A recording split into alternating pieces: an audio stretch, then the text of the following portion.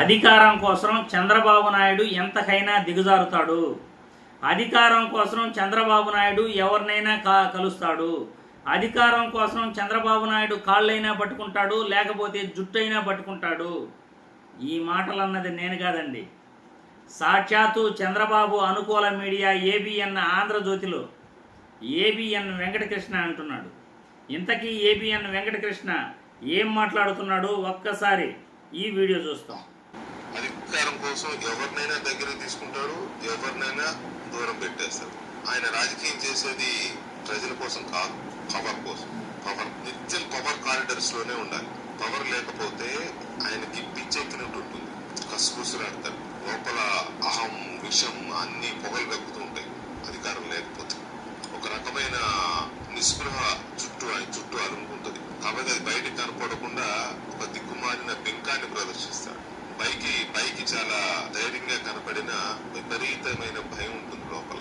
తన చుట్టూ ఎప్పుడు 100 మంది కాపలా ఉండాలనుకుంటాడు. అధికారం లేకపోతే ఎవరిని నమ్మకూడదు. అధికారంలో ఉన్నప్పుడు అసలు నమ్మడు. ఎవరు ఏం చేస్తారో, ఎవరు ఎప్పుడు తనని దెబ్బతీస్తారో, తన నుంచి సర్వస్వాన్ని లాక్కెళ్ళిపోతారో అనే భయం. ముఖ్యమంత్రి గారు జగన్మోహన్ రెడ్డి గారితో భయపడటం నేను చూశాను. మనం కేవలం రాజుల కాలంలో చూసేవాళ్ళం. ఎక్కువగా మొఘల్ రాజుల టైంలోను, రోమన్ సామ్రాజ్యంలోనూ ఎక్కువగా ఇటువంటివి ఉంటాయి. అధికారం కోసం తండ్రిని చంపేయడం, భర్తను చంపేయడం, చాలా ఒక స్టోరీ. అవన్నీ సినిమాలన్నీ అవే కదా. ఏబిఎన్ వెంకటకృష్ణ ఏం మాట్లాడుతున్నాడో, ఆ మాటలు ఎవరికి సరిగ్గా సూట్ అవుతాయో సోషల్ మీడియాలో ఆయన ఏబిఎన్ వెంకటకృష్ణ మాటల్ని ఏ విధంగా ట్రోల్ చేస్తున్నారు ప్రజలందరూ కూడా చూస్తున్నారు. అధికారం కోసం అందితే జుట్టు, అందకపోతే కాళ్ళు. అధికారం కోసం, అధికారంలోకి రావటం కోసం ఎవరు కాళ్ళైనా పట్టుకుంటాడు, లేకపోతే ఎవరు జుట్టైనా పట్టుకుంటాడు. ఈ రాష్ట్రంలో ఆ పని చేసేది ఎవరు? అధికారం కావాలని ఎవరితో అయినా కలవటం, ఎవరితో అయినా పొత్తులు పెట్టుకోవటం ఎవరు చేస్తుంటారు? చంద్రబాబు కాదా? కూటమి ప్రభుత్వం కాదా? ఏబిఎన్ వెంకటకృష్ణ ఎవరిని ఉద్దేశించి మాట్లాడాడు? ఆ మాటలు సోషల్ మీడియాలో ఎవరికి వర్తిస్తున్నాయో? నిజంగా ఏబిఎన్ వెంకటకృష్ణ ఏ రాజకీయ నాయకుడిని మాట్లాడుతున్నాడో ప్రజలెవరికీ తెలియంది కాదు. అందితే జుట్టు, అందకపోతే కాళ్ళు.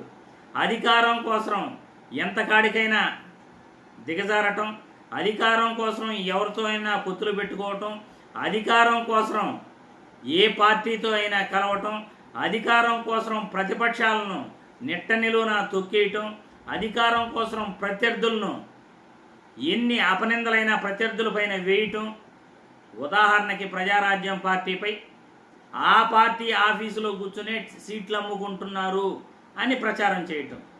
చిరంజీవి గారు పవన్ కళ్యాణ్ గారి తల్లిపైన నోటికొచ్చినట్లు మాట్లాడటం. జగన్మోహన్ రెడ్డి తల్లి, చెల్లి గురించి నోటికొచ్చినట్లు మాట్లాడటం. జగన్మోహన్ రెడ్డి వ్యక్తిగత విషయాల గురించి, కుటుంబ విషయాల గురించి వీళ్ళు ప్రచారం చేసినట్లుగా ఎవ్వరు కూడా ఈ రాష్ట్రంలో కానీ దేశంలో కానీ వ్యక్తిగత విషయాలు ప్రచారం చేసి ఉండరు. పొత్తుల కోసం, అధికారం కోసం ఎన్నిసార్లు ఎన్డీఏ కూటమి నుండి ఇండియా కూటమికి, ఇండియా కూటమి నుండి ఎన్డీఏ కూటమితో ఎన్నిసార్లు చేతులు కలిపాడు. జగన్మోహన్ రెడ్డిని జైలుకు పంపేందుకు అటు రాహుల్ గాంధీతో, సోనియా గాంధీతో, కిరణ్ కుమార్ రెడ్డితో చేతులు కలుపుతాడు. మరోసారి ఎన్డీఏ కూటమితో చేతులు కలుపుతాడు. బీజేపీ పార్టీలతో చేతులు కలుపుతాడు. ఎవరు ఇదంతా చేసేది? ఏబిఎన్ వెంకటకృష్ణ ఎవరిని ఉద్దేశించి మాట్లాడాడో, సోషల్ మీడియాలో ఎలా ట్రోల్ చేస్తున్నారో జనాలే ఆయన మాట్లాడే మాటలకు కామెంట్లు చేయాలి. ఆ జనాలే ఇప్పుడున్న రాజకీయ పరిస్థితుల్లో, ఇప్పుడున్న రాజకీయాలలో ఎవరు ఎటువంటి నాయకుడు, ఎవరు పొత్తులు పెట్టుకుంటారు, ఎవరు అధికారం కోసం వెంపర్లాడుతారు, ఎవరు వ్యక్తిగత జీవితం గురించి ఎక్కువగా మాట్లాడుతున్నారు, ఎవరు కుటుంబ విషయాల గురించి ఎక్కువగా మాట్లాడుతున్నారు, ఎవరు పొత్తుల కోసం ఆరాటపడతారనేది జనాలే కామెంట్లు పెట్టాలి.